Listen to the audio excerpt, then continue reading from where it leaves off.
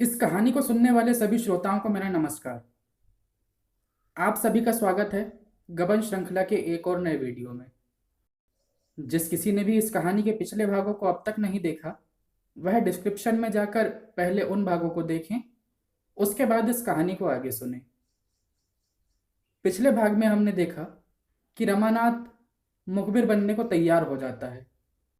देवी दीन और जग्गू उसे police station में छोड़कर रोते हुए घर चले जाते हैं। रुदन में कितना उल्लास, कितनी शांति, कितना बल है। जो कभी एकांत में बैठकर किसी की स्मृति में, किसी के वियोग में सिसक सिसक कर और बिलक बिलक कर नहीं रोया, वह जीवन के ऐसे सुख से वंचित है जिस पर सैकड़ों हंसियां न्यौछावर है। उस मीठी वेदना का आनंद उन्हीं से पूछो जिन्होंने यह सौभाग्य प्राप्त किया है। हंसी के बाद मन खिन्न हो जाता है, आत्मा शुद्ध हो जाती है, मानो हम थक गए हों, पराभूत हो गए हों।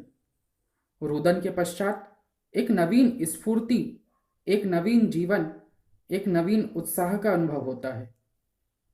जालपा के पास प्रजामित्र कार्यालय का पत्र पहुंचा तो उसे पढ़कर वह रो पड़ी। पत्र एक हाथ में लिए दूसरे हाथ से चौखट पकड़े वह खूब रोई। क्या सोचकर रोई, यह कौन कह सकता है। कदाचित अपने उपाय की इस आशातीत सफलता ने उसकी आत्मा को विह्वल कर दिया, आनंद की उस गहराई पर पहुंचा दिया जहां पानी है, या उस ऊंचाई पर जहां उष्णता हिम बन जाती है। आज 6 महीने के बाद यह सुख संवाद मिला। इतने दिनों वह छलमई आशा और कठोर दुराशा का खिलौना बनी रही। आह, कितनी बार उसके मन में तरंग उठी कि इस जीवन को क्यों ना अंत कर दूं। कहीं मैंने सचमुच प्राण त्याग दिए होते तो उनके दर्शन भी ना पाती। पर उनका हृदय कितना कठोर है। 6 महीने से वहां बैठे हैं, एक पत्र भी नहीं लिखा, खबर तक नहीं ली। आखिर यही ना समझ लिया होगा कि बहुत होगा तो रो रो कर मर गई होगी। उन्होंने मेरी परवाह ही कब की है। 10-20 रुपए तो आदमी यार दोस्तों पर भी खर्च कर देता है। वह प्रेमी नहीं है। प्रेम हृदय की वस्तु है, रुपए की नहीं। जब तक रमा का कुछ पता ना था, जाल पर सारा इल्जाम अपने सिर रखती थी। पर आज उनका पता पाते ही उसका मन अकस्मात कठोर हो गया। तरह तरह के शिकवा पैदे होने लगे। वहां क्या समझ कर बैठे हैं? इसलिए तो कि वहां स्वाधीन है, आजाद हैं, किसी की दया नहीं खाते। इसी तरह मैं कहीं बिना कहे सुने चली जाती तो वह मेरे साथ किस तरह पेश आते।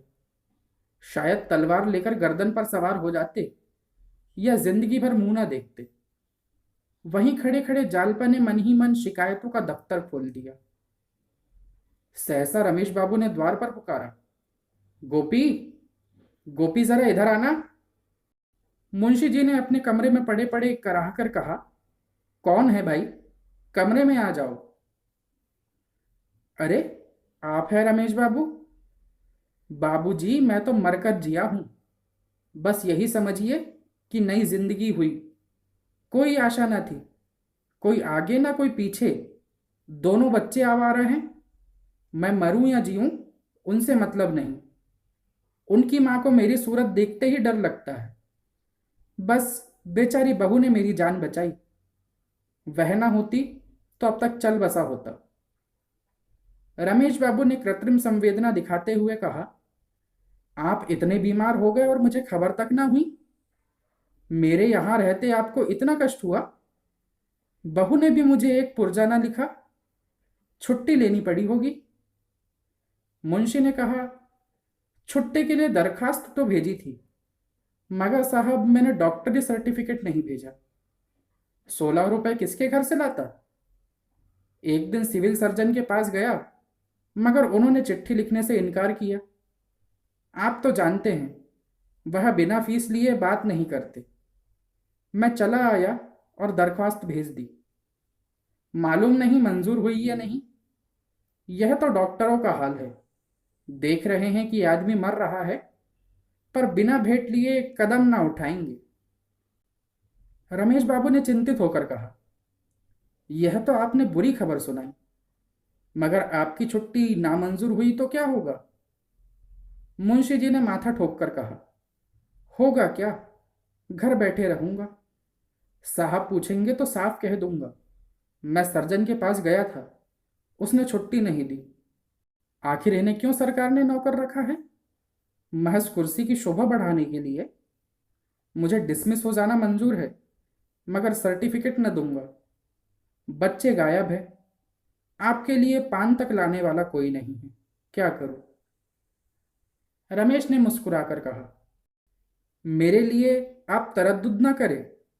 मैं आज पान खाने नहीं, भरपेट मिठाई खाने आया हूं।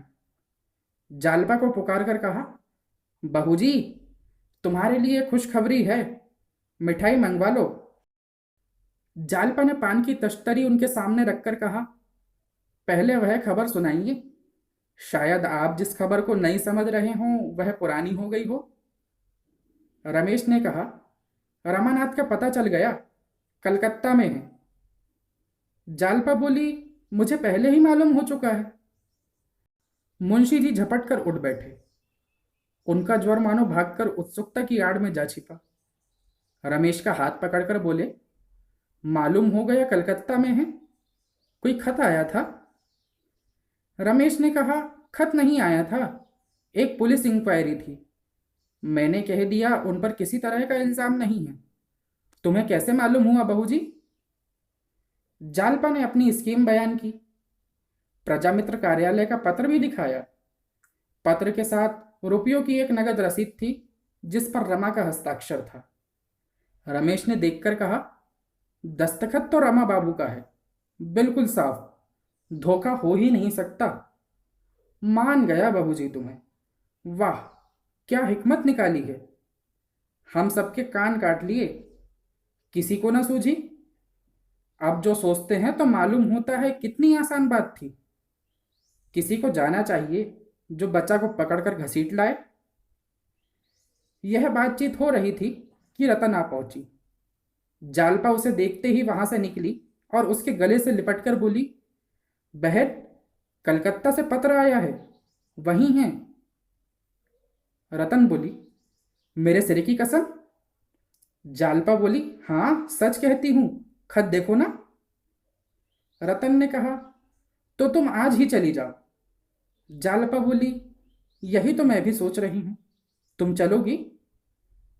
रतन ने कहा, चलने को तो मैं तैयार हूं, लेकिन अकेला घर किस पर छोड़ूं? बहन, मुझे बड़ी भूषण पर कुछ शुबहा होने लगा है। उसकी नीयत अच्छी नहीं मालूम होती। बैंक में 20,000 रुपए से कम न थे, सब न जाने कहाँ उड़ा लिए। कहता है क्रियाकर्म में खर्च हो गए। हिसाब मांगती हूं तो आंखें दिखाता है। दफ्तर की कुंजी अपने पास रखे हुए है, मांगती हूं तो टाला जाता है। मेरे साथ कोई कानूनी चाल चल रहा है। डरती हूं मैं उधर जाऊं, इधर वह सब कुछ लेकर चलता बने। बंगले के ग्राहक आ रहे हैं। मैं भी सोचती हूँ गांव में जाकर शांति से पड़ी रहूं। बंगला बिक जाएगा तो नगद रुपए हाथ में आ जाएंगे। मैं ना रहूंगी तो शायद ये रुपए मुझे देखने को भी ना मिले। गोपी को साथ लेकर आज ही चली जाओ, रुपए का इंतजाम मैं कर दूंगी। जालपा बोली, गोपीनाथ तो शायद न जा सके, दादा की दवा दारू के लिए भी तो कोई चाहिए। रतन ने कहा, वह मैं कर दूंगी। मैं रोज सवेरे आ जाऊंगी और दवा देकर चली जाऊंगी। शाम को भी एक बार आ जाया करूंगी। जालपा ने मुस्कुराकर कहा, और दिन भर उनके पास कौन बैठेगा? रतन बोली, मैं थोड़ी देर बैठी भी रहा करूंगी, मगर तुम आज ही जाओ। बेचारे वहां ना जाने किस दशा में होंगे। तो यही तय रही ना। रतन मुंशी जी के कमरे में गई तो रमेश बाबू उठकर खड़े हो गए और बोले, आइए देवी जी, रमा बाबू का पता चल गया। रतन ने कहा, इसमें आधा श्रेय मेरा है। रमेश ने कहा, आपकी सलाह से तो हुआ ही होगा, अब उन्हें यहां लाने की फिक्र करनी है। रतन बोली, जालपा चली जाए और पकड़ कर लाए, गोपी को साथ लेती जाए। आपको इसमें कोई आपत्ति तो नहीं है दादाजी? मुंशी जी को आपत्ति तो थी। उनका बस चलता तो इस अवसर पर 10-5 आदमियों को और जमा कर लेते। फिर घर के आदमियों के चले जाने पर क्यों आपत्ति ना होती। मगर समस्या ऐसी आ पड़ी कि कुछ बोल ना सके। गोपी कलकत्ता की सैर का ऐसा अच्छा अवसर पाकर क्यों ना खुश होता। विशंभर दिल में ऐंठ कर रह गया। विधाता ने उसे छोटा ना बनाया होता तो आज उसकी यह हक तलफी ना होती। गोपी ऐसे कहाँ बड़े होशियार है, जहां जाते हैं कोई ना कोई चीज खो आते हैं। हाँ, मुझसे बड़े हैं। इस दैवी विधान ने उसे मजबूर कर दिया। रात को 9 बजे जालपा चलने को तैयार हुई। सास ससुर के चरणों पर सिर झुकाकर आशीर्वाद लिया। विशंभर रो रहा था। उसे गले लगाकर प्यार किया और मोटर पर बैठी। रतन स्टेशन तक पहुंचाने के लिए आई थी। मोटर चली तो जालपा ने कहा, बहन, कलकत्ता तो बहुत बड़ा शहर होगा, वहां कैसे पता चलेगा। रतन बोली, पहले प्रजामित्र के कार्यालय में जाना, वहां से पता चल जाएगा। गोपी बाबू तो हैं ही। जालपा ने पूछा, ठहरूंगी कहाँ। रतन बोली, धर्मशाले हैं, नहीं तो होटल में ठहर जाना। देखो, रुपए की जरूरत पड़े तो मुझे तार देना, कोई ना कोई इंतजाम करके भेजूंगी। बाबूजी आ जाएं तो मेरा बड़ा उपकार हो। यह मणिभूषण मुझे तबाह कर देगा। जालपा बोली, होटल वाले बदमाश तो ना होंगे। रतन ने कहा, कोई जरा भी शरारत करे तो ठोकर मारना, बस कुछ पूछना मत, ठोकर जमाकर तब बात करना। उसने कमर से एक छुरी निकालकर कहा, इसे अपने पास रख लो, कमर में छिपाए रखना। मैं जब कभी बाहर निकलती हूं तो इसे अपने पास रख लेती हूं, इससे दिल बड़ा मजबूत रहता है। जो मर्द किसी स्त्री को छेड़ता है उसे समझ लो कि पल्ले सिर का कायर, नीच और लंपट है। तुम्हारी छुरी की चमक और तुम्हारे तेवर देखकर ही उसकी रूह फना हो जाएगी, सीधा दुम दबाकर भागेगा। लेकिन अगर ऐसा मौका आ पड़े जब तुम्हें छुरी से काम लेने के लिए मजबूर हो जाना पड़े तो जरा भी मत सोचना, छुरी लेकर पिल पड़ना। इसकी बिल्कुल फिक्र मत करना कि क्या होगा क्या ना होगा, जो कुछ होना होगा हो जाएगा। जालपा ने छुरी ले ली पर कुछ बोली नहीं। उसका दिल भारी हो रहा था। इतनी बातें सोचने और पूछने की थी कि उनके विचार से ही उसका दिल बैठ जाता था। स्टेशन आ गया। कुलियों ने असबाब उतारा। गोपी टिकट लाया। जालपा पत्थर की मूर्ति की भांति प्लेटफॉर्म पर खड़ी रही, मानो चेतना शून्य हो गई हो। किसी बड़ी परीक्षा के पहले हम मौन हो जाते हैं। हमारी सारी शक्तियां उस संग्राम की तैयारियों में लग जाती हैं। रतन ने गोपी से कहा, होशियार रहना। गोपी इधर कई महीनों से कसरत करता था। चलता तो मुड्ढे और छाती को देखा करता। देखने वालों को तो वह ज्यों का त्यों मालूम होता, पर अपनी नजर में वह कुछ और हो गया था। शायद उसे आश्चर्य होता था कि उसे आते देखकर क्यों लोग रास्ते से नहीं हट जाते, क्यों उसके डील डोल से भयभीत नहीं हो जाते।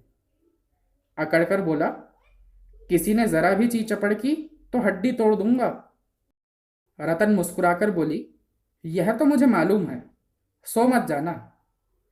गोपी बोला, पलक तक तो झपकेगी नहीं, मजाल है नींद आ जाए। गाड़ी आ गई। गोपी ने एक डिब्बे में घुसकर कब्जा जमाया। जालपा की आंखों में आंसू भरे थे। बोली, बहन, आशीर्वाद दो कि उन्हें लेकर कुशल से लौट आऊं। इस समय उसका दुर्बल मन कोई आश्रय, कोई सहारा, कोई बल ढूंढ रहा था, और आशीर्वाद और प्रार्थना के सिवा वह बल उसे कौन प्रदान करता। यही बल और शांति का वह अक्षय भंडार है जो किसी को निराश नहीं करता, जो सबकी बाह पकड़ता है, सबका बेड़ा पार लगाता है। इंजन ने सीटी दी। दोनों सहेलियां गले मिली। जालपा गाड़ी में जा बैठी। रतन ने कहा, जाते ही जाते खत भेजना, अगर मेरी जरूरत मालूम हो तो तुरंत लिखना, मैं सब कुछ छोड़कर चली आऊंगी। जालपा ने सिर हिला दिया। रतन ने कहा, रास्ते में रोना मत। जालपा हंस पड़ी। गाड़ी चल दी।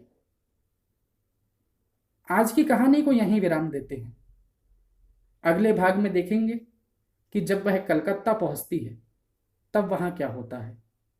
अगर यह कहानी अच्छी लगी हो तो इसे लाइक और शेयर ज़रूर करें। अगर अब तक हमारे चैनल को सब्सक्राइब नहीं किया है तो इसे अभी सब्सक्राइब करें ताकि अगले वीडियो की नोटिफिकेशन आप तक पहुंचे। कल फिर मुलाकात होगी इसके आगे की कहानी के साथ। तब तक के लिए धन्यवाद।